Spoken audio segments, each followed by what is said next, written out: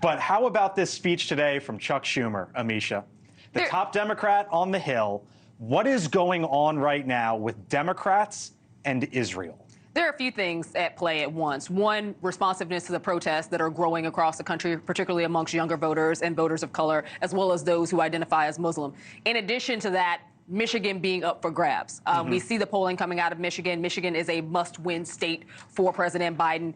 And I also think that, this is an election year. You can't get around election politics. The other thing is the sheer amount of innocents who have died at the hands of the idea by the direction of Benjamin Netanyahu. There has to be a reduction in the civilian casualties, and he's calling that out. But I heard you talk politics. Are you willing to are they throwing Israel under the bus? Well, I think it's a little bit of both. I don't think it's them throwing Israel under the bus, but they do have to be responsive to what's happening on the ground. They also have to be responsive to the calls from various people across this country who are saying that this is wrong, that he has gone too far. Don't worry, I'm going to let you two jump in here. I know you're holding back, but I think it's more complex than that.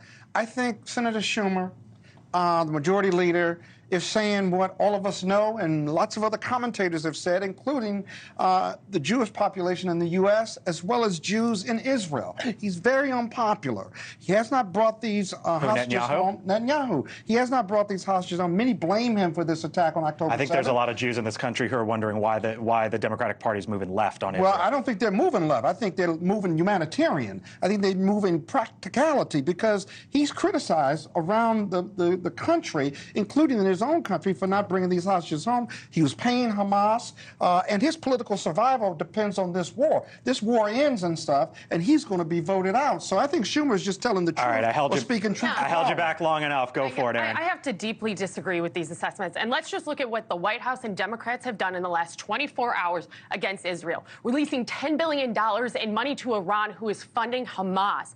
Sanctioning Israeli settlers. You are seeing Blinken step up and say that Israel's top priority should be putting aid to Gaza and not bringing home the hostages, not bringing home the American hostages. No, the Blinken quote said that their number one priority but prior to that, he said that. They want to bring hostages home. Don't equivocate for Blinken. What he said here, the number one priority is aid to Gaza, not the hostages. So what they are saying is antithetical to supporting our strongest ally in the Middle East. I don't understand why Democrats don't seem to understand that. Democrats, there's been a rise in anti-Semitism in the Democratic Party. Gallup has actually proven this. What Chuck Schumer's trying to do here is very nefarious. He's trying to create the false narrative that if Bibi Netanyahu was not the head of Israel, that somehow this war will be fought differently. That is their political solution because they are caught between a rock and a hard place.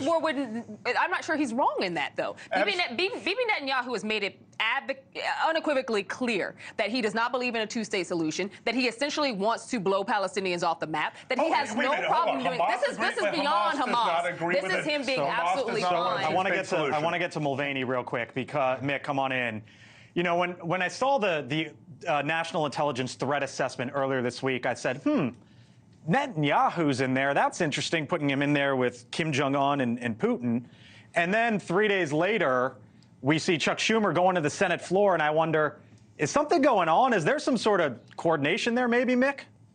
Oh, sure. This is designed to deliver a message. This is not unusual in foreign policy. It's how you do it. I think that the debate that we're having is not how they're doing it. It's whether or not we agree with a particular policy. Let me see if I can blend together a couple different things that people said. I agree with a little bit of everything. I think that a lot of the Democrats blame Bibi Netanyahu, and I get that. And he is not popular in Israel. There's no question. If there's an election today, he'd probably lose.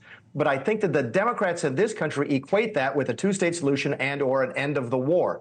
Everybody I've talked to, and I've talked to a lot of folks who've been in Israel, tell you that they may not like Netanyahu right now, but they are all behind the war effort. They are not going to tolerate another one of these October 7th types of attacks. The theme right now in Israel is never again. They see this as the next step, like the Holocaust and World War II, and they are not going to back down. That doesn't mean that they like Bibi Netanyahu, and he may be gone, but you can't equate the two, as I think too many Democrats are doing. Thank you for watching, and make sure you go to joinnn.com to find NewsNation on your television provider. And don't forget to click the red subscribe button below to get more of NewsNation's fact-driven, unbiased coverage.